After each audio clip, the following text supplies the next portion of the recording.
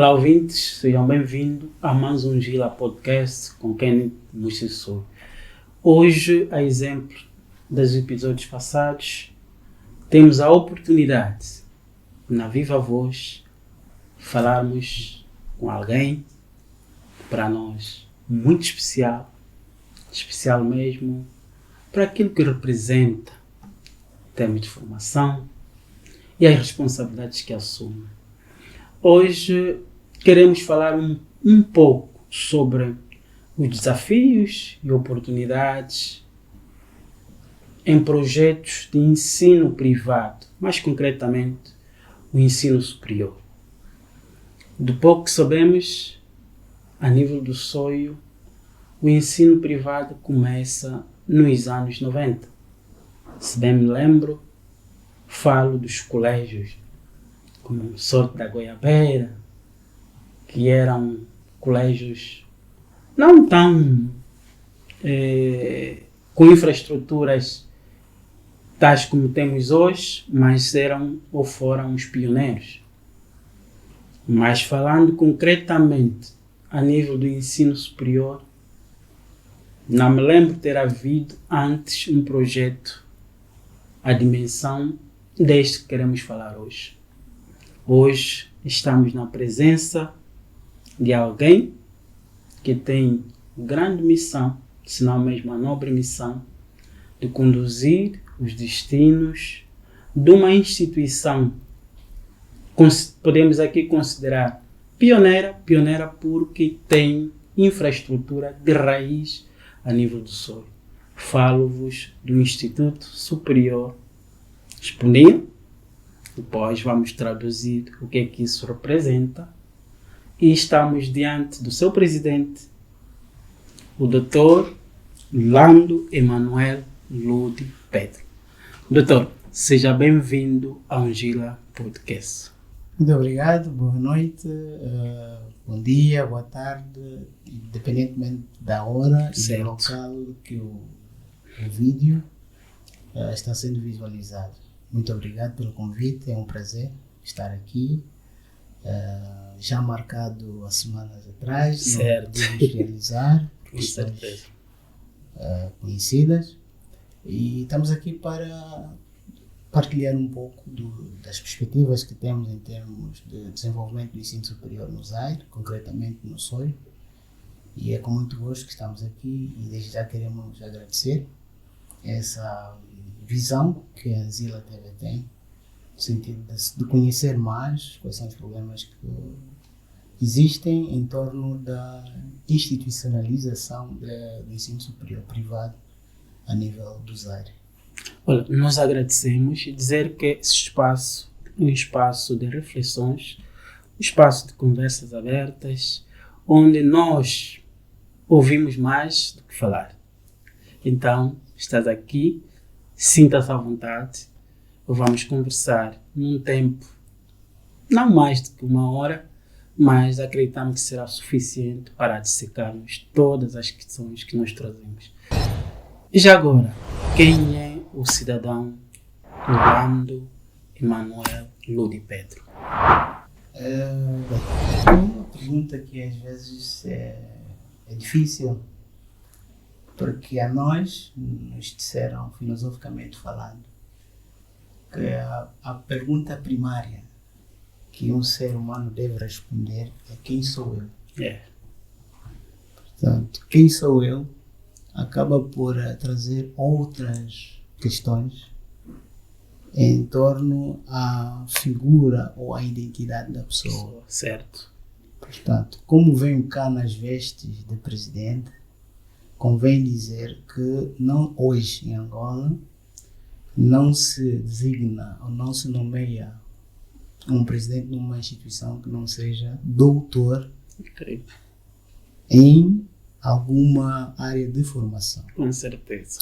Portanto, nesse sentido, quero dizer que sou doutorado em Educação pela Universidade de Lisboa, especialista em Teoria e Desenvolvimento Curricular. A minha tese é sobre implicações das políticas de regulação estatal do ensino superior na concepção e desenvolvimento dos currículos dos cursos de formação inicial de professores em Angola. Mestre em Ciências da Educação pelo ICED de Luanda, especialista no contexto em Didática do Ensino Superior, Pedagogia do Ensino Superior,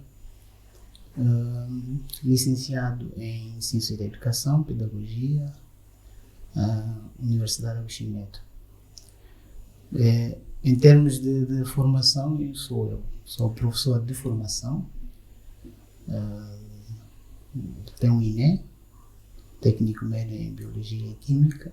Portanto, tenho uma vida voltada à formação. Daí que, ao longo da minha carreira e da minha formação, sempre me interessei com questões ligadas ao ensino, à formação e educação. Pronto, no contexto mais específico de desempenho de funções, eu sou professor há mais de 15 anos já, no ensino superior, no ICED de Cabinda. A minha categoria é de professor auxiliar. Certo. Professor auxiliar e leciono a disciplina de desenvolvimento curricular, que é, por sinal, a minha área de especialização de doutoramento. Enquanto investigador, sou investigador colaborador da Universidade de Lisboa, colocado no grupo de investigação, currículo e formação de professores na unidade de investigação, informação e desenvolvimento em educação e formação. Diplomado em estudos avançados em educação, pós-graduado em administração educacional, exerci a função de chefe de departamento de gestão acadêmica na Universidade de 11 de Novembro, região acadêmica 3. Ok. E, por sinal, Zaire, na altura, abrangia era parte da região acadêmica 3, então não é a primeira vez que estou no Zaire. E, consequentemente, acabei sendo depois nomeado para diretor dos serviços acadêmicos. Então, tenho uma vida na academia já de longa data, de longa estrada, e isso me satisfaz. Então, em termos gerais, este é o Lago Emanuel em termos de ocupação social. Muito obrigado. Para além de ser pai, esposo, certo, e filho, irmão. Quem olha para si, um jovem. Sou evangélico, da Igreja Evangélica de Angola. Ok. Dizia eu que olha para si, um jovem, mas com um currículo vasto. É fácil ter tempo para tanta formação? Cria-se tempo. Dentro do tempo. Ou seja, todos nós temos 24 horas. A gestão das 24 horas depende exatamente das prioridades que tu estabeleces. Ou seja, quando sobretudo conheces qual é o teu propósito de vida. Então, é essas coisas que nos fazem queimar tempo. Devem fazer parte do nosso desígnio, do nosso propósito, para quem gosta de falar de destino, do seu destino. Com certeza. Portanto, uma vez conhecendo por que estás aqui, acabas por fazer uma seleção e a gestão do tempo para cumprir com esses objetivos, com essa caminhada. Não é fácil. Significa, sobretudo, resignação, abnegação, muita resiliência. Tem que ser muito resiliente e ter muita paciência. Quer dizer, há que abrir mão de determinadas coisas. Exato. Ou nem por isso? Há uns que têm facilidade de conseguir coisas, mesmo não abrindo mão de tantas coisas. Os outros não. No meu caso,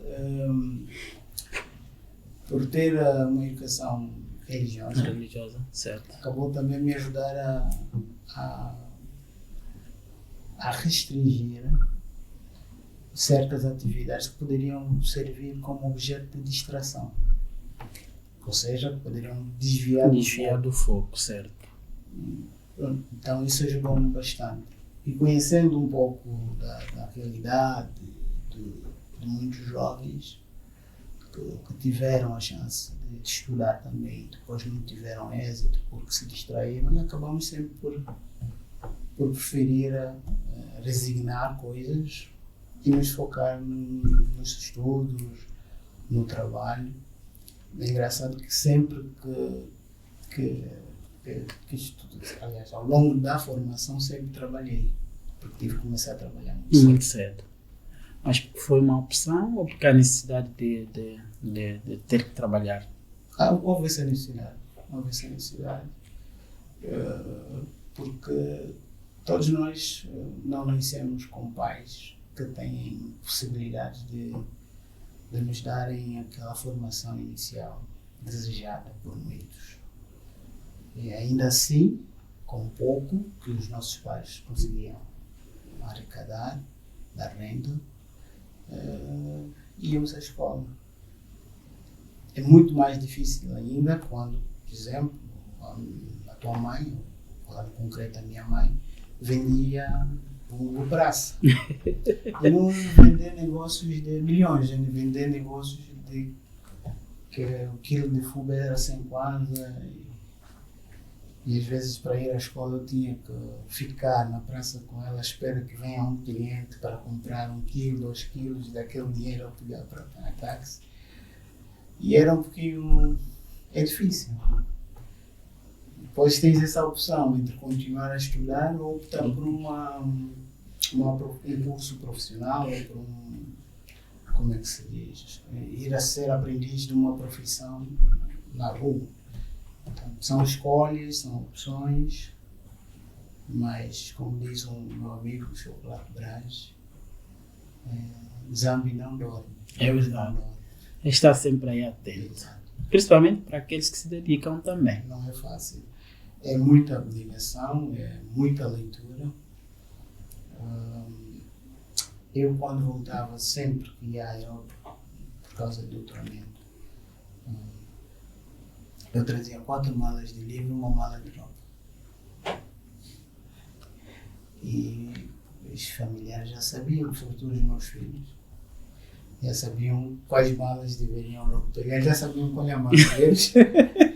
Já adiantava ir pegar outras malas porque sabiam que não iam encontrar absolutamente nada roupa, que fosse do interesse deles. Tipo, eles já sabiam que o pai vai trazer mais livros do que roupa. E eram coisas muito bem direcionadas. Não é? A vida não nos deu tempo de exagerar. Certo. Tivemos que escolher, né? Ter nas coisas que temos que ter, comprar, temos que escolher. E foi assim. No meio dessa tanta formação para um jovem, a minha pergunta é: como é que o senhor gosta de ser tratado? Doutor? Professor doutor? Ou simplesmente Orlando Emanuel? O nome e formas de tratamento dependem do contexto. Do contexto.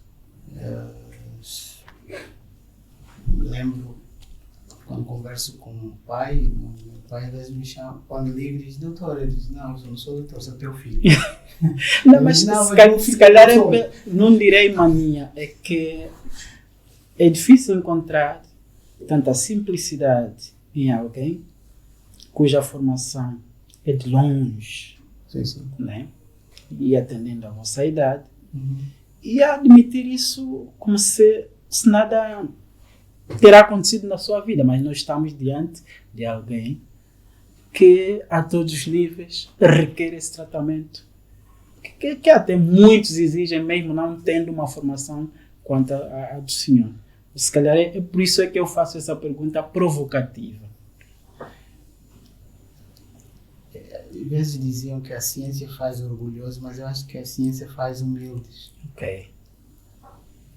Quanto mais o teu espírito é aberto, quanto mais conhece coisas da vida, quanto mais as pessoas viajam, entram em contato e interagem com outras pessoas, outras personalidades, e acabas compreendendo que vale ser pessoa.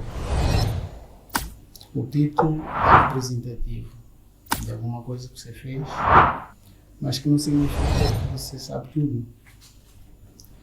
E eu me lembro, estava na Universidade de Lisboa, numa conferência, e um dos preletores seria António Novo, uma figura eminente, respeitado na educação e até pela Unesco, na Europa, e nos deparamos no banheiro dos estudantes. Sem guarda, sem segurança, sem ninguém, sozinho. Me esbarrei várias vezes com o presidente de Portugal, o atual, nas aulas magnas e, sobretudo, na abertura do ano letivo em Portugal, e você vê que há acesso. E ele é um professor catedrático. E eu imaginava-me eu sendo um mestre, um aluno de doutoramento. Então, as grandes lições nós aprendemos dos grandes. É verdade. E também dos pequenos. Né? Dizem que os pequenos nos dão grandes lições de humildade, É verdade. de servir, de partilhar. E, sobretudo, aprendemos com o mestre dos mestres. Que é Jesus Cristo. Exato. É verdade. O senhor é investigador. Exato. Se eu estiver a dirigir-me mal, corrijam-me. Mas eu queria perguntar o seguinte. Mas eu não vou cortar. Perguntou-me como é que eu gostaria de ser tratado. Ok, Isso depende do espaço. depende do espaço. Se eu estiver numa atividade formal, que exige primeiro que o título seja evidenciado, depois o nome, ou o nome, depois o título e a função, ou a função, depois o nome, é parte daquele protocolo. Certo. Mas quando estou entre os meus, a jogar basquete, jogo basquete no Quinhanga, no Vaca, por exemplo, os miúdos jovens não sabiam que era o presidente e falavam normalmente e tratavam, não, cota, senhor. Mas a partir do momento que começaram a me ver aí em alguns lugares, começaram também a criar. Eu acho que se colocarmos os títulos, os cargos em frente, acabamos por criar uma barreira de comunicação. Certo. Então nós tornamos esse processo leve, sobretudo leve. Okay. Muito obrigado pela humildade, pela simplicidade.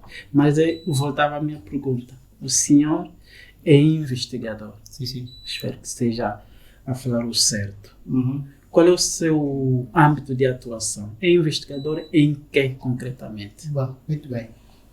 Eu tenho estado a trabalhar no âmbito da investigação voltada ao ensino superior. Certo.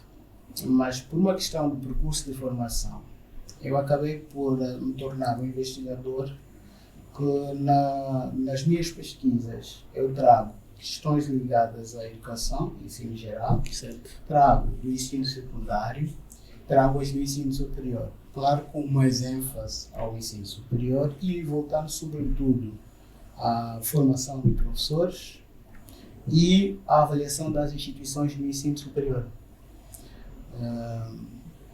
Por exemplo, quando falo do ensino geral, o meu segundo livro é sobre, o título é Desencontro entre Imagens e Gravura nos Manuais dos Alunos do Ensino Primário em Angola, onde nós trazemos a discussão com a minha estudante, que eu orientei, depois transformamos essa orientação em livro, publicado pela editora Ongiri, de facto, impresso em Portugal. O fruto deste livro é trabalho de investigação que nós temos feito no âmbito do ensino geral, nos livros, nos manuais dos alunos, sobretudo. Como bem sabe, o nosso ensino acaba por assumir uma perspectiva centralizada, desconcentrada, centralizada na perspectiva em que o que se ensina na escola é configurado nos manuais. Certo. Daí então o nosso interesse enquanto professores, nos cursos de formação de professores, sobretudo no ensino primário pré-escolar, fazer análise do que está sendo ensinado na escola e nos manuais, o que é que lá tem e como está sendo ensinado. Isso é uma área. A outra área é ligada à avaliação das instituições de ensino superior, que é o meu primeiro livro, foi publicado em 2018, fala sobre a avaliação dos cursos de ensino superior, quando, na altura ainda, nem havia legislação, nem regulamentos sobre a avaliação do ensino superior em Angola.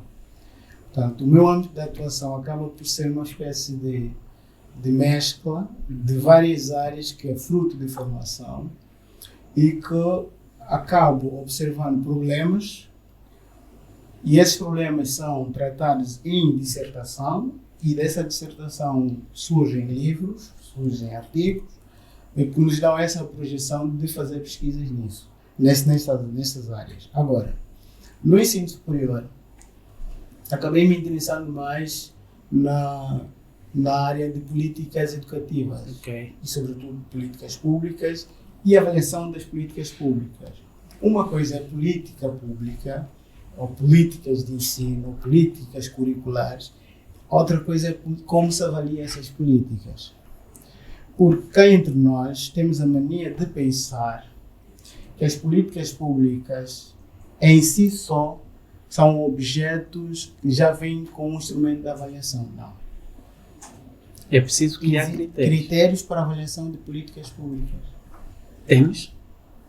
Então, já temos. Já temos, né? Já. Ainda bem. Felizmente já temos. O Ministério já fez as primeiras avaliações internas e externas das instituições de ensino superior, que era uma das minhas teses de dissertação no mestrado. Falávamos dessa necessidade e propusemos até um modelo que se poderia basear para fazer avaliações de cursos, na perspectiva dos estudantes, ou dos professores, ou de outros avaliadores externos. Mas hoje já temos, mas antes não havia. Por quê? Porque o desenvolvimento da sociedade e das academias depende, sobretudo, desses regulamentos, dessas investigações.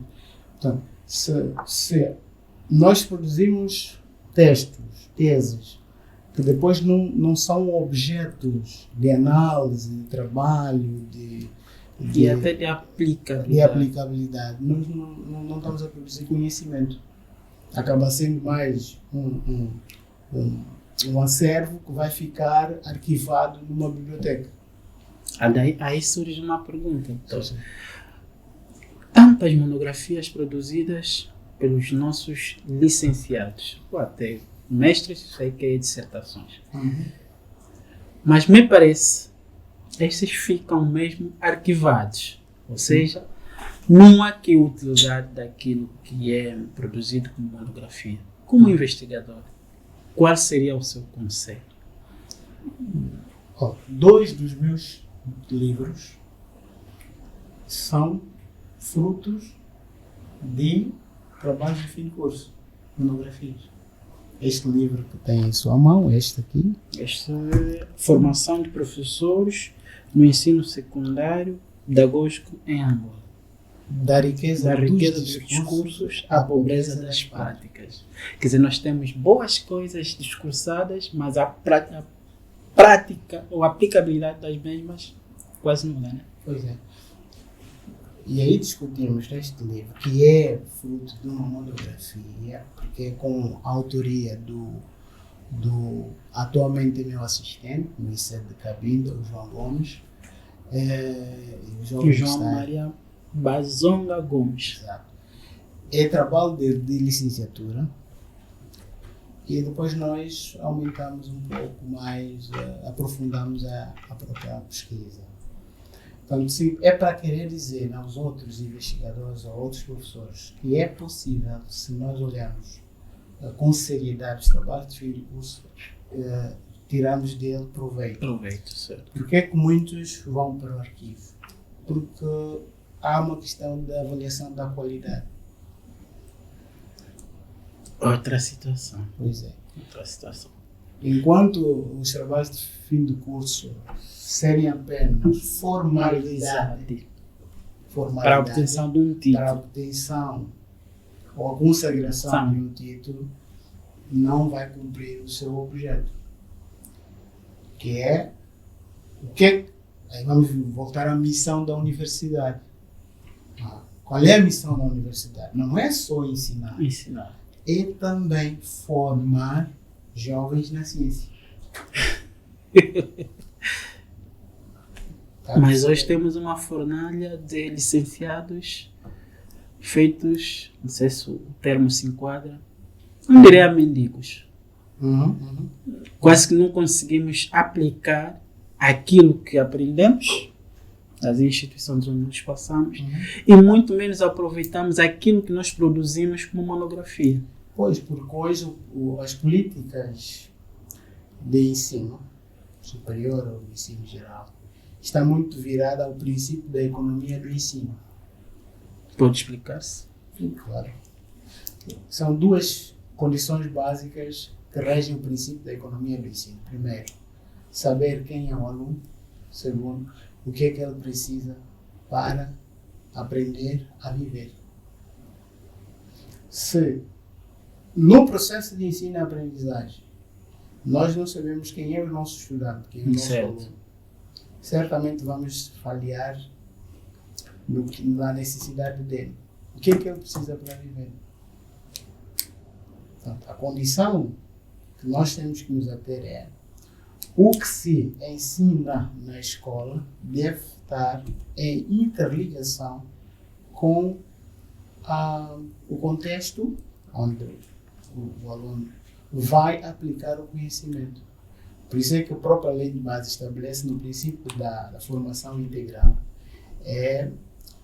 qual é o conceito que a lei de base traz. A formação integral é a relação ou correspondência que deve existir entre o objetivo da formação e com os objetivos de desenvolvimento do país. Ou seja, os objetivos da formação de um determinado curso, qualquer que seja, deve corresponder aos interesses do país. Se você produz, como disse bem, vários quadros e no final desses quadros não se tira o proveito, ou seja, o país não aproveita nas suas diferentes áreas de formação, significa dizer que nós não estamos a formar os nossos cidadãos integralmente. Estamos a formar pessoas com deficiências. Deficiência não no sentido físico, não, é no sentido da aplicabilidade do conhecimento. Se é que conheceu realmente. Esse é um outro muitos vão para a instituição, ensino superior, serem informados. Esse tem um pano para outra manga. Dá para uma boa discussão. Dá para uma boa discussão. Mas, doutor, vamos avançar. Como investigador, acredito eu, piamente, tenha dado contributo escrevendo, quer artigos científicos ou livros. O que é que nos pode dizer? O que é que tem já oferecido para o mercado e, concretamente, para o nosso município de Soio, quiçá a província? Em termos de livro, o meu último livro é este aqui. O último não. Este é o mais recente. O mais recente, vamos assim dizer. Que dizia alguém que nós viemos cheios, devemos voltar vazios. Não se entenderam a metáfora. Vivemos cheios e voltamos vazios. Devemos voltar vazios. Exato. Temos que tirar tudo que é conhecimento, que é saber, escrever em algum lugar, ensinar na academia, né? Fazer os podcasts, fazer guias, livros, escrever. Certo. Para ser útil à sociedade. Só assim você vai vazio. Por isso é que dizia um pastor, que eu muito admiro, que o cemitério é o espaço mais rico do mundo, da humanidade. Porque temos lá todos, né? Temos todos e temos livros que não foram lançados, ideias que não foram conhecidas, criatividades que não foram desenvolvidas, inovação que não foi feita, morreram lá. Às vezes não é porque faltou-lhes oportunidade, porque simplesmente queremos ser preguiçosos ou simples ignorantes. Mas são processos de escolhas também. Aí é? Sim. Acaba sendo, né? Acaba sendo. quando tu enveredas para o campo da investigação, acabas por ter a necessidade de produzir conhecimento, diferente de produzir informação. E na universidade pela qual nos formamos, há essa ligação da componente da formação e investigação. Daí que não é possível ser investigador sem a prática ou exercício da escrita. Né? Como dizia um professor, fazer a mão à escrita. Ou seja, o elogio da mão. A mão acaba tendo um papel importante para um cientista. Ok. Que é, materializa o nosso pensamento na forma. Ele escreve o que nós pensamos. Daí o elogio da mão. A mão faz trazer em matéria a dimensão das coisas que estão no espírito, na alma, no cérebro, no pensamento. Então, não é possível você fazer, para alguns é possível, um doutoramento numa área que exige produção de conhecimento sem passar por esse processo de investigação e da escrita. Daí então, essa tendência para a escrita. Segundo, se quiser ser um investigador, tens que ter o hábito, fazer o hábito de participar em conferências, ser um comunicador de conhecimento. Não é porque as pessoas não são inteligentes, às vezes há um receio de comunicar. Nós pensamos que os melhores escritores, os melhores livros que aparecem no mundo foram feitos no início como perfeitos. Não. Existem autores de livros, artigos, que o seu primeiro artigo, o segundo, o 15º artigo foram rejeitados em revistas. E hoje as revistas vão atrás dele para escrever às vezes um simples abstrato, um resumo dele. Certo. Por causa do nome que tem. Portanto, é o que nós temos dito, o caminho vai-se caminhando. Daí que temos estado a escrever. Por quê? Para não morrer o que você aprende na academia. Só que a escrita, ela deve ser contextualizada. Ou seja, tem que resolver um problema de um espaço. Não me interessa falar de políticas de acesso ao ensino superior em Portugal. Ok. Para isso tem os portugueses. Sim, percebo. Mas em Angola não tem ninguém que já escreveu sobre isso. Falar de acesso à educação básica, mas ninguém reflete. E nós questionamos, por exemplo, por que para você fazer uma simples disciplina isolada tem que ser estudante universitário? Não é preciso isso. Em outros contextos, eu quero conhecer um pouco sobre direito do trabalho, vou para uma instituição do ensino superior que tem um curso de direito e que tem uma unidade curricular de direito de trabalho que vai ser ministrada nos meses tal, e eu vou lá e me inscrevo, pago uma taxa para só fazer aquela disciplina e ter os meus créditos daquela disciplina e um documento que diz que eu frequentei aquela disciplina. Ok. Há outras formas de acesso das pessoas irem à universidade sem serem exatamente estudantes universitários.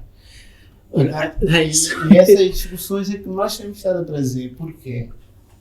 Porque se não é para resolver um problema, não me adianta escrever. Então, tudo que nós escrevemos é para resolver um problema. O outro problema, por exemplo, está neste livro sobre a formação de professores no ensino secundário pedagógico. Entre o gosto e a vocação. Hoje muita gente é professor, não é porque gosta, é vocacionado em ser professor. E nem também porque gosta. Porque há necessidade. Há uma necessidade. Qual é a necessidade? Empregabilidade. Temos muito esses casos. Pois.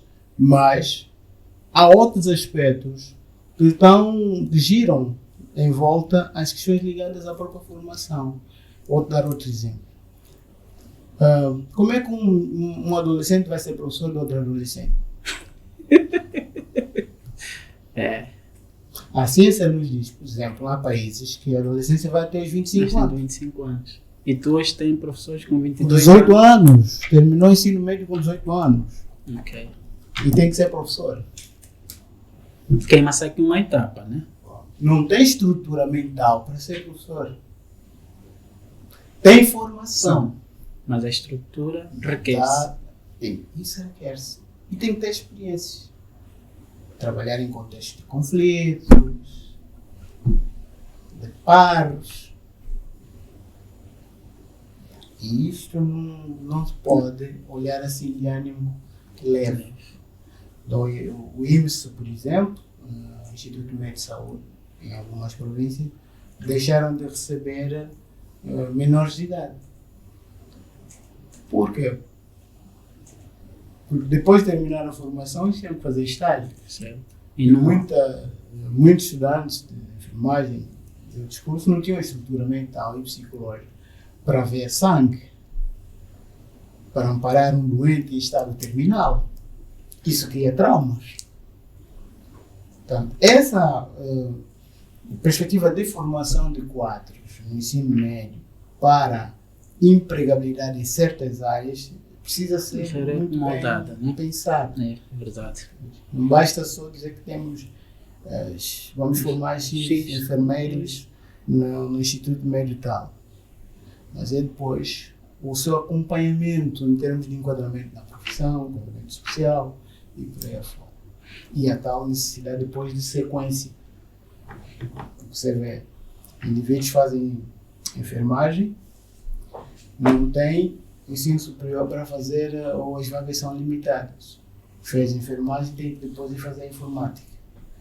Há um desalinhamento, e aliás o próprio Ministério já orienta agora, que há a necessidade de alinhar os cursos de médio e os cursos de ensino superior por causa dessas tendências, para evitar os desvios do perfil de sair.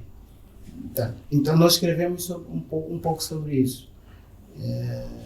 Recentemente fomos convidados para, este artigo já foi publicado, e acrescentamos uma componente na política de acesso ao ensino superior num Estado de direito, num Estado democrático e de direito. Okay. A questão da equidade. O que é que mais nos vale? É o número de vagas ou o número de alunos que precisam estudar? Daí surge uma pergunta, doutor. Eu pergunto, será que todos nós temos necessidade de fazer ensino superior? Muito bem. A forma como os nossos cursos do ensino médio e do ensino superior e as questões de integração social ou de inclusão estão associadas à formação acabam por nos obrigar a fazer ensino superior hoje. Okay. Por quê? Porque outro processo é de remuneratório. Hoje, para você ganhar bem em África e em Tem que Angola, ser no mínimo licenciado. Certo.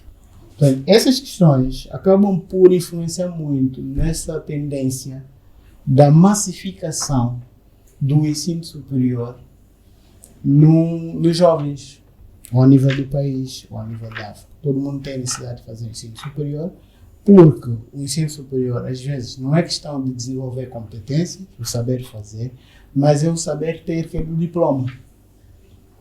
Para permitir... Ou seja, o diploma acaba sendo um documento que traz uma falsa meritocracia. Muitos de nós temos diploma, mas não servem-nos para nada, porque nem sequer aplicamos 1% do que o diploma diz que nós somos. Não sei se faz fácil de perceber. Sim, estou a perceber. Então, há essas questões de formação que nos obrigam a ter esses cuidados, estudar caso por caso. E é difícil hoje articular isso, porque o número de jovens que vão à procura do ensino superior acaba sendo sempre superior ao número de vagas que são estabelecidas ou autorizadas, é melhor assim o termo, autorizadas pelo Ministério do Ensino Superior. Agora, falando de vagas, vamos falar um bocadinho daquilo que é a instituição que o senhor representa, né? Mas antes de dizer que nós, Vila Podcast, temos o patrocínio da Matsuan. Matsuan é uma empresa que nos patrocina aqui os nossos coquetéis. Também temos o patrocínio da Gocar, temos o patrocínio do Reprocesso e da Anzila Multimédia. Mas ainda assim estamos abertos para aquelas entidades que queiram patrocinar-nos, porque a ideia também é ajudarmos aqui, porque sabemos que nós temos vários empreendedores que têm a necessidade também de publicitar as suas marcas. E o Spunil é uma marca. A minha pergunta é: como e quando surge esse projeto? Quem são os mentores do Spunil? Este Spunil surge em 2021, devidamente aprovado pelo Estado. E desde 2021, o Spunil funciona com 5 cursos. Cursos a nível de licenciatura. A promotoria disponível é privada. É privado nesse caso. Promotor são entidades, são angolanos interessados no desenvolvimento local, sobretudo do Zaire, mas olhando sobretudo para o ensino superior. Pois, como disse no início, já existem várias instituições de ensino médio privado, portanto faltava esta componente a nível superior privado. Então o Spunil surge nessa necessidade.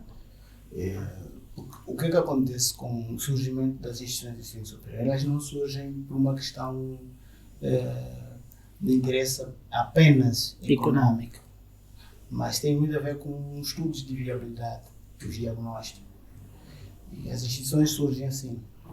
Quais são os cursos que são necessários para desenvolver uma sociedade, para tirar os jovens do comodismo, que potencializam os jovens para questões ligadas a um investimento, ao empreendedorismo? Quais são os cursos que são importantes para o pessoal que já trabalha, que precisa de uma superação, ou precisa ter uma formação mais avançada na área, e por aí afora? Essas questões todas acabam por ser objetos de análise quando está a se conceber o que se chama um projeto educativo, cultural e desportivo da criação de uma instituição do ensino superior. Depois tem outros estudos de viabilidade econômica, financeira, que tem a ver com a manutenção do próprio projeto e do próprio desenvolvimento depois das outras linhas. Agora, o Spunil acaba aparecendo como uma força, porque o SOI, como sabemos todos, é constituído maioritariamente por jovens. É um município mais, como se diz, populoso, né? Sim. Tem mais a população jovem em relação aos outros. E a maior parte deles, depois de terminar o ensino médio, tinham que se refugiar à Cabinda, ou ir para o Bengo, ou ir para Luanda, ou para fora. Portanto, esta necessidade da população, e sobretudo os jovens, acaba por ser o elemento, o gatilho que motivou os promotores. O Spunil tem como promotor o engenheiro Pedro Ganda e os outros sócios. Os outros sócios. É uma iniciativa privada, como já dissemos, e já funciona, agora vamos ter há 4 anos. Desde 2020 foi inaugurada pela ex-ministra do Ensino Superior, Ciência, Tecnologia e Inovação, e começou a funcionar exatamente em outubro com 5 cursos, como já tinha dito. Qual é o perfil de entrada e de saída do vosso projeto? Está mais ligados a engenharias, ciências econômicas, ou aqui uma diversidade? Inicialmente, quando foi aprovado, o Spunil foi aprovado como Instituto Superior Politécnico. Ok. privado no Instituto Politécnico do Zaire, o SOI. Mas com a avaliação da própria estrutura e das condições de trabalho que a instituição teve, na sua inauguração passou a ser Instituto Superior Universitário Nimialo Quênia. É que é o exponia. Okay. Passa a ser designado Instituto Superior Universitário Nimialo Quênia, como todos nós somos do Zaire, já sabemos quem foi o Nimialo Quênia. Portanto, rei, e acabamos por homenagear também, sobretudo, a primeira figura do rei, do Reino do Congo, a nível do Zaire.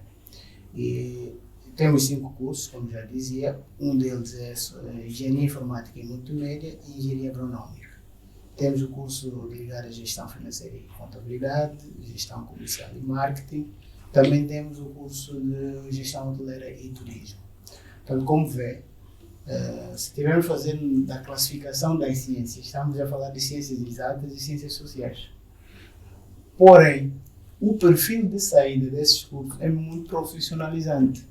São cursos que permitem de saída dos jovens, quando sair, terminar a formação, trabalharem, aplicarem. São cursos voltados mesmo à prática, à aplicação. Por exemplo, um jovem que faz hotelaria e turismo, ele não é, como dizem muitos, que é para servir as mesas, não. Não, né? Não, e nós estamos a mostrar, na base da ciência e de trabalhos também, que uma coisa é servir as mesas, outra coisa é ser gestor de hotelaria e turismo. Dentro das competências que são desenvolvidas no gestor hoteleiro, por exemplo, tem a ver com criação e habilidade de fazer trabalhos de turismo. Orientação de um guia turístico, orientar turismo, orientar os turistas, e criar projetos ligados ao impacto ambiental, turismo e conservação, ecoturismo, por aí afora. E o mesmo, por exemplo, pode acontecer com o curso da Engenharia Agronômica. Por quê? Por que o curso da Engenharia Agronômica não tem sido, às vezes, muito aderido? A adesão é pouca. Porque temos em mente daquela agricultura rudimentar, doméstica, de casa. Estás a ver? E a nossa mente faz a associação das coisas. O meu pai foi, ou a minha mãe é camponês, tem lavra, é pobre. Então pensamos que a mamã camponesa ou o pai camponês é engenheiro agrônomo. Não. Pratica uma agricultura doméstica, que é de subsistência, de família. Uma coisa é você ser engenheiro, que tem um perfil de saída para trabalhar em cooperativas, né? Trabalhar em projetos ligados à exploração, estudos de solo, estudos de impacto ambiental, trabalhar na melhoria das sementes. Por exemplo, em condições normais, nós não poderíamos produzir a pitaia em Angola, por causa do clima, não sei o quê, mas nós conseguimos produzir. Não estou a falar disponível que produz, estou a falar na perspectiva já geral, para ver a abrangência da importância do engenheiro agrônomo. Portanto, o engenheiro agrônomo não é aquele que está ligado ao camponês só, não é ligado ao pobreza. Vai mais além que isso. É muito mais do que se imagina o impacto do engenheiro agronômico a nível do próprio município. Temos, por exemplo, a necessidade de criar aves. E os engenheiros, os estudantes que fazem agronomia, têm das suas disciplinas, cursos ou aulas ligadas à avicultura, como cuidar de animais, cuidar das aves, como tratar a ração, por exemplo. Portanto, não se limitam a questões muito domésticas, não, são questões mesmo técnicas, que têm a ver com estudos.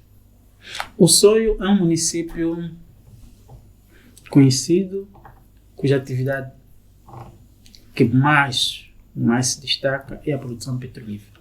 A minha pergunta é, o Exponil tem um curso versado à área petrolífera? Ainda não. Ainda não? E meu ainda não é propositado. Eu poderia dizer não tem. O não tem significa dizer Que não terá ausência de projeção. de projeção, certo? Então, eu prefiro dizer que ainda não, porque está projetado dentro do plano de desenvolvimento institucional. Lembro-me que o Exponil está em execução, tem 3 fases de execução. Nós estamos apenas na primeira fase. Ok. Portanto, até o cumprimento dos objetivos de desenvolvimento institucional, que vai até 2035, vão surgir vários cursos, dentre os quais está incluso na projeção o curso de petróleos ou ligado à produção. Está incluso também a projeção do curso de enfermagem. E também tem já em curso e até o processo concluído o curso de Direito. Ok. Portanto, para além dos 5 cursos Que já existem, então até 2035 o Exponil vai trazer novos cursos. Porém, o surgimento de novos cursos em uma instituição acarreta condições, ou a necessidade de criar condições. Essa queria ser a minha pergunta. Pois é, eu estou aqui em telepatia contigo. Porque ter um projeto como esse, dessa dimensão, requer capacidade financeira. Exato. Mas para além disto, é preciso também que sejam acauteladas situações que tenham a ver com a infraestrutura que vai albergar muitos alunos ou estudantes, mas também há uma outra componente. A componente que tem a ver com o alinhamento entre as teorias e as práticas. A minha pergunta é, a instituição tem, como é que se diz,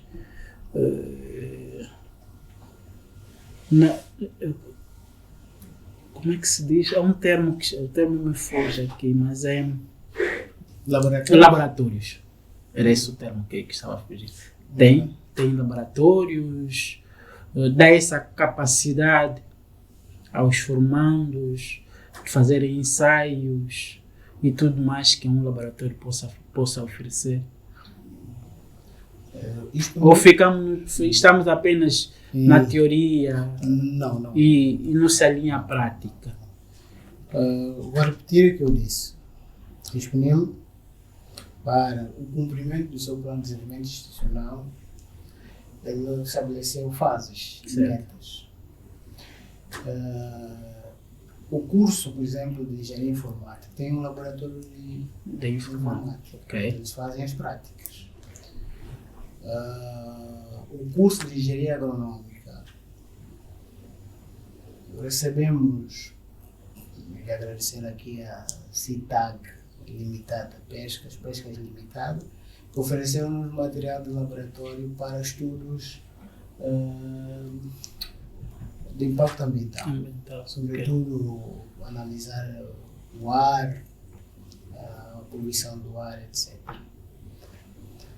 E estamos a entrar com um trabalho de cooperação com as outras instituições, porque a criação ou a construção de um laboratório obedece regras. Significa dizer que o Ministério dos Petróleos deve fazer inspeção e orientar-nos quais são os equipamentos que são necessários, que tem que se colocar no laboratório, tem que vir especialistas para montarem o laboratório. Sob pena de que se coloque produtos dentro desse laboratório que há não conhecimento devido do seu manuseamento traz consequências à saúde. Mas não poderia ser o inverso, com termos exatos do laboratório e depois solicitarmos a certificação ou no processo da implementação do projeto? Os laboratórios surgem no processo da implementação do processo. Por exemplo, por que o curso de enfermagem não pode vir agora? Porque temos que criar espaço para o laboratório, isso já existe, e depois fazerem a inspeção do laboratório. Após a inspeção é que se aprova o curso. E não se pode aprovar o curso sem ter esses elementos que complementam e consolidam a formação. Engenharia agronômica. Estamos a falar mais de laboratórios voltados a quê? A química, a física. A física, certo. Então, para esse caso, nós temos meio resolvido, porque nós temos no liceu, Cabinda, 3 laboratórios. Tem um de física, de biologia e tem também de química, se eu não estou em erro. O que quer dizer que os estudantes saem de casa e vão para a cabine? Não, aqui no Sonho, liceu. O nosso liceu. O liceu do Sonho. Do Sonho, ok. Tem laboratórios. Portanto, os nossos estudantes, com os professores, podem e vão usar para este ano os laboratórios do liceu da área laboratório de física. Ok. Portanto, ou seja, falar de laboratórios exige muitos custos e eles não são construídos assim, como de ânimo leve. Acho que de um dia para a noite, né? De um dia para a noite, não. Então nós temos 2 campos agrícolas. Ok, já com produção. Recentemente, os nossos estudantes foram fazer uma doação. Parabéns. O orfanato, não vou falar aqui o nome, por uma questão também preservação da proteção de dados das pessoas, dos produtos produzidos nesses campos de experimentação, né? Experimentação não, campos de prática, okay. De agricultura, de outras disciplinas ligadas ao curso, e foram lá deixar esse centro. Muito bom. Em grande quantidade. Então, portanto, não é possível formar um engenheiro agrônomo na sala de aulas. Então, nós preferimos dar primazia aos campos e os outros elementos que acompanham esse processo de formação vão aparecendo ao longo da implementação do projeto. Por exemplo, o curso de agronomia participa muito, e aliás, porque temos cooperação com a CETAB no âmbito de repovoamento dos mangás. Já vi uma reportagem a respeito disso. E para tal, temos até convênios e protocolo assinado. O ISPNEM não está só para formar agrônomos na perspectiva teórica, não. Tem que participar da vida e da comunidade. Ainda bem que assim é. Que eu tenho dado a designar práticas de sustentabilidade no ZAI. Então, esta é a designação que eu dou às atividades que o curso desenvolve em torno da proteção do meio ambiente, produção das mudas e plantação de mangás. Aproxima-se um novo ano acadêmico. Não é fácil fazer universidade em Angola, mas também, sempre que é possível, faz. A minha pergunta é: quem procura a vossa instituição, qual é a referência que tem? E a outra, nesse caso 2 em 1, os preços praticados na vossa instituição são convidativos ou nem por isso? Muito bem.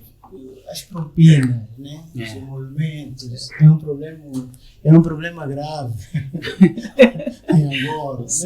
Não é fácil. Não é só nos AIDS. Sei qual é o desafio em ter um filho matriculado numa instituição privada e quando se trata ainda do nível superior. Certo. Em termos de políticas de pagamento das propinas, o ISPNEM tem estado a ponderar muito. Certo. A título de exemplo, nos 3 últimos anos de funcionamento, o ISPNEM não alterou a propina. Muito bom. O valor nos 3 últimos anos da propina no ISPNEM era, nesse caso, 28 mil kwanzas. Para todos os cursos? Para todos os cursos, do primeiro ao terceiro ano. Não alterou.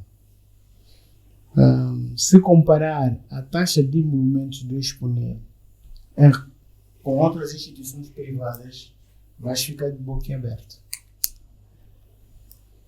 Não imagina? O que nós cobramos 10 mil nas outras realidades é 2 vezes mais. 2 vezes. Ok. e 10 vezes mais. Primeiro porque é aquilo que nós já dissemos. Nós temos que, quando se implementa projetos de natureza, olhar sobretudo o contexto. O tipo de pessoas, de estudantes que vão frequentar aquela questão. Quem é o nosso estudante? Onde é que a nossa instituição está? E em função disso nós criamos as variáveis. Então, se você subir aqui, vai regredir aqui. Se você descer aqui, vamos ter esta vantagem. E esses estudos são feitos. E requerem muito exercício mental. Então, em termos de propina, nos 3 últimos anos, nos PNEU, tem a propina mais baixa, comparando até a colégios do ensino... No ensino médio. O ensino de base. Ensino de base, até creches. É verdade. Se comparar, o exponente fica atrás. Se comparar. Mas ainda assim, temos estudantes, temos encarregados que dizem não ter condições para pagar e vão trancar matrículas, não têm condições para sustentar os estudos dos filhos, devem trancar matrículas. Aí me surge uma questão. No âmbito da responsabilidade social do disponível, há uma abertura para acolher ou até conceder bolsa de estudo a pessoas de camada baixa, cujas famílias são de renda baixa. Exato. É possível, mas não é possível fornecer bolsa de quem não está lá dentro. Ok. Portanto, o primeiro passo deve ser dado pelo candidato. Primeiro tem que se tornar candidato, depois torna-se estudante. Depois estudante torna-se candidato à bolsa. E ele vai concorrer. Depois escolheu, muito recentemente, assinou, deixa cá na nossa lista, um protocolo com o Instituto Nacional de Gestão de Bolsas. Certo. INABA. Aqui. E esse protocolo de cooperação visa, sobretudo, o quê? Facilitar que os nossos estudantes concorram a bolsas de estudos internas na mesma modalidade que um estudante da universidade pública.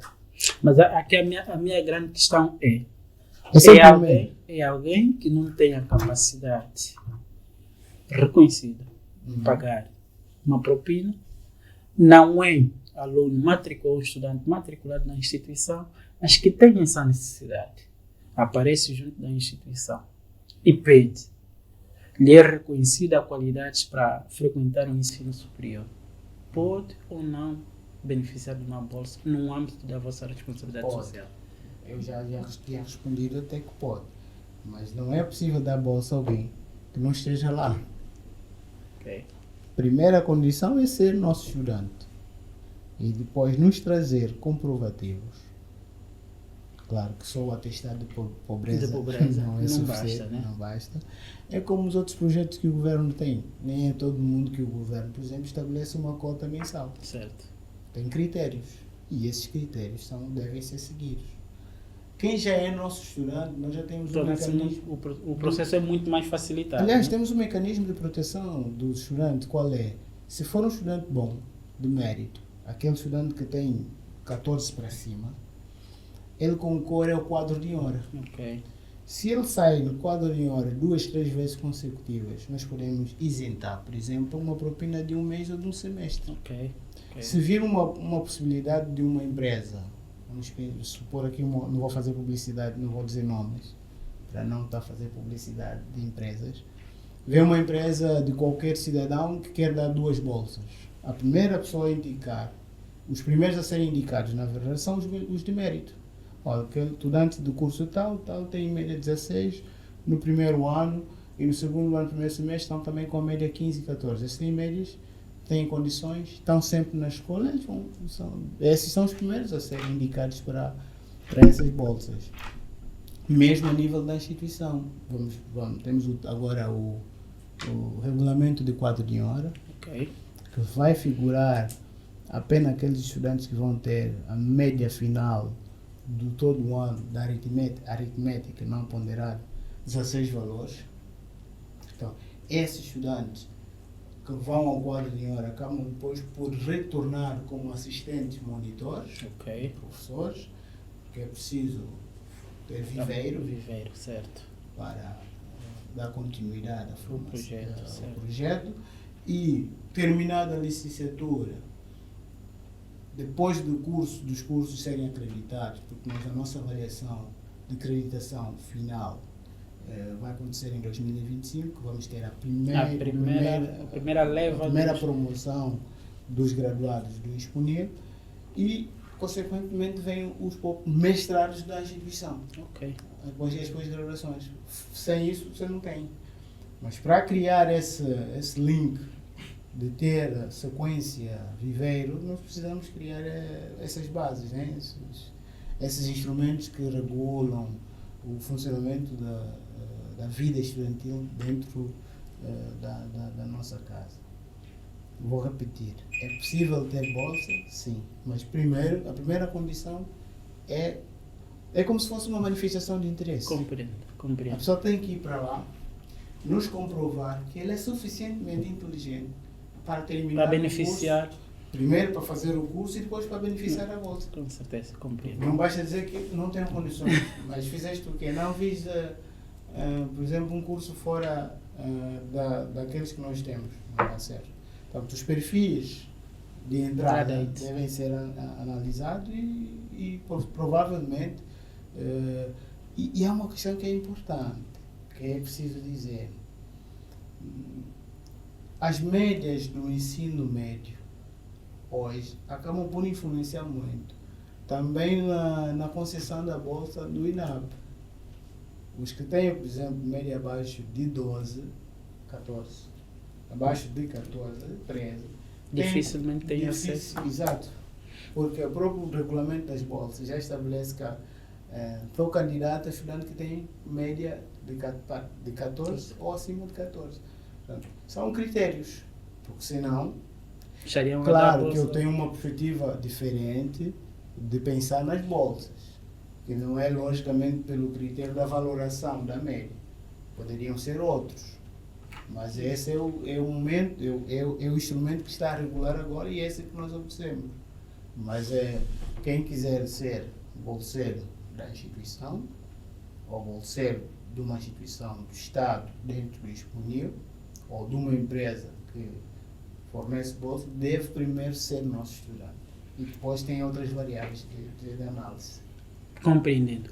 Estamos a terminar, o tempo já não é nosso amigo. Uma pergunta última e gostaria que fosse sintetizada. Acho que não vou conseguir. Mas temos que conseguir.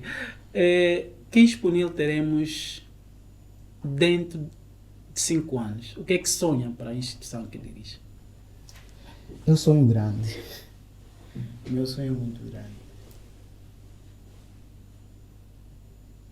Tão logo quando tomamos posse, no nosso primeiro ato de intervenção ao público, instituímos o lema Exponil do Reino para o Mundo.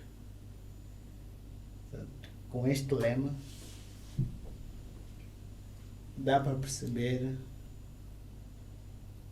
a missão que a mim mesmo me incumbi. Com uma visão futurística, né? Eu não sei se isso é futuro. Estamos próximos daquilo Eu que acredito que o futuro é hoje, porque ele faz-se hoje e fez-se ontem. Não sei se é futuro, mas é uma perspectiva de entender a projeção que se quer dar de uma instituição que está no norte, que está na periferia, que está fora dos grandes centros, certo, né? Onde estão as outras grandes instituições de ensino.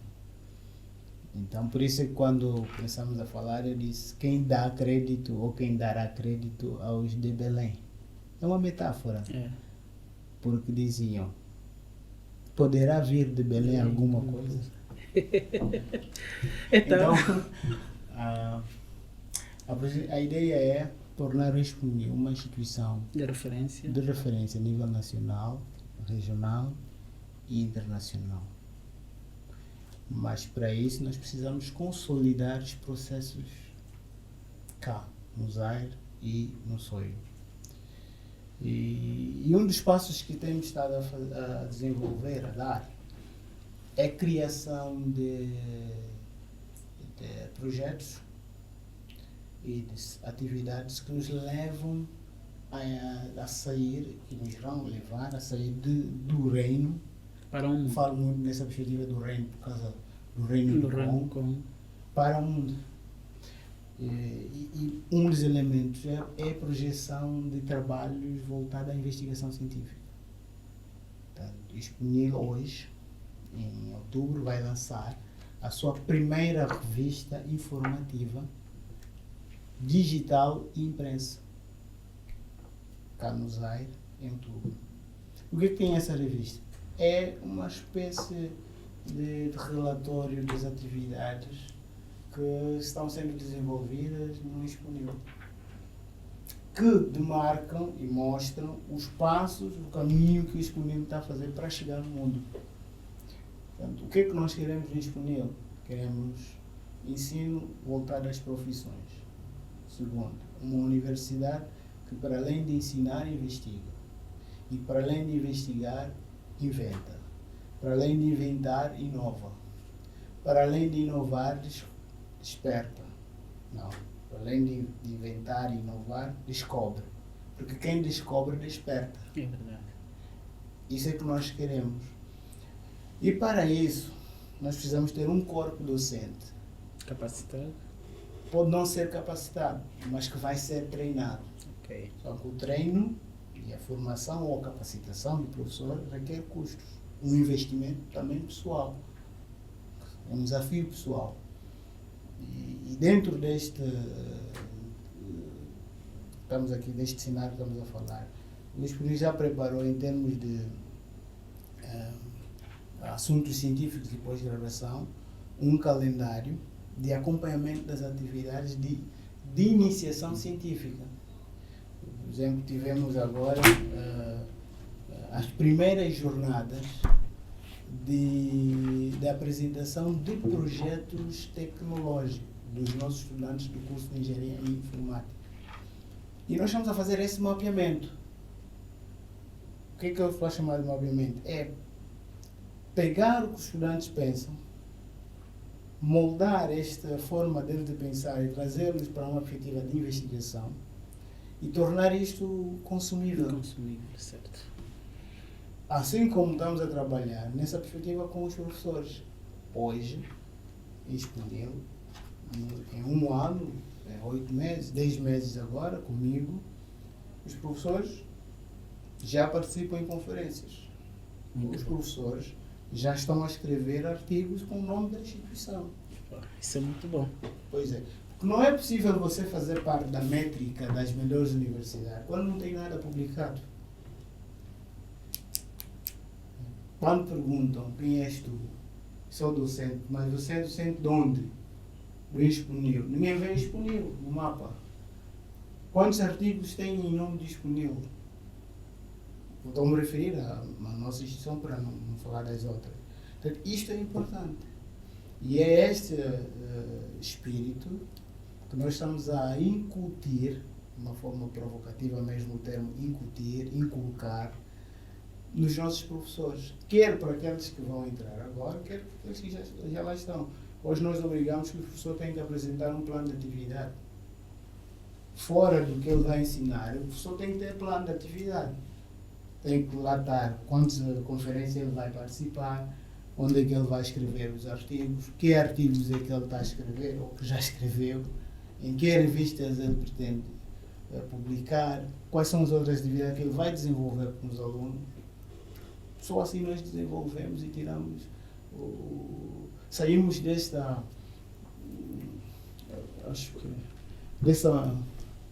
rótulo, acho que o termo é este, dessa etiqueta de que os professores em Angola do ensino superior só reproduzem.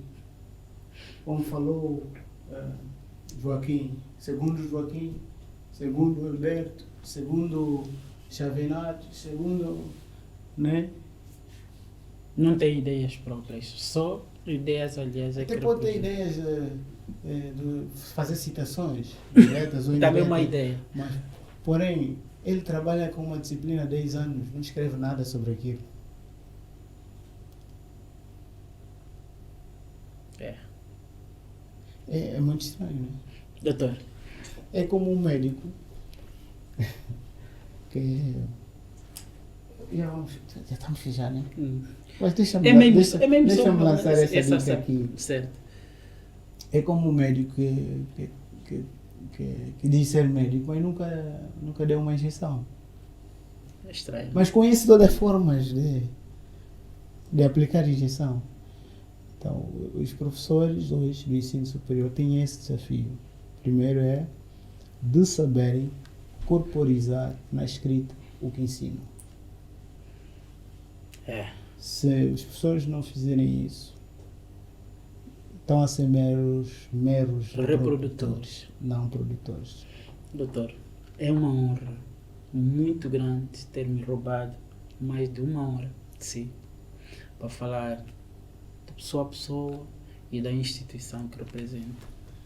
Gostaríamos de voltar a tê-lo numa próxima ocasião, acreditamos que será possível, mas para dizer que a experiência que traz, quer como investigador e nas vestes de alguém que tem sob si a gestão de uma instituição tão valiosa como o Expunil, só nos resta desejar sucesso em tudo que faz e também, dentro de tão pouco tempo, consigamos colocar o Expunil onde vocês têm como sonho e meta a atingir. Muito obrigado por nos ter brindado com essas grandes reflexões. Eu acredito que muita gente se reviu e vai se rever naquilo tudo que foi aqui dito. Muito obrigado, Zila TV. Nós estamos aqui para desenvolver a nossa sociedade e só podemos fazer isso com conhecimento, ensino e educação. E para isso temos que ter instituições fortes, pessoas fortes e uma comunidade coesa, unida, para que possamos todos desenvolver o ensino e termos qualidade dos nossos futuros profissionais em diferentes áreas de formação. Agradeço e espero voltar aqui para continuar a falar do Expunil e sobretudo do calendário acadêmico do ano 2024-2025. Muito obrigado. Caro internauta, mais uma vez, muito obrigado. Continuamos a apelar-vos, por favor, lá na nossa página, no nosso canal, dê um clique, partilhe e dê a conhecer esse projeto que acreditamos ser nobre, um projeto que está a trazer uma inovação no saber fazer. Muito obrigado, até o próximo episódio.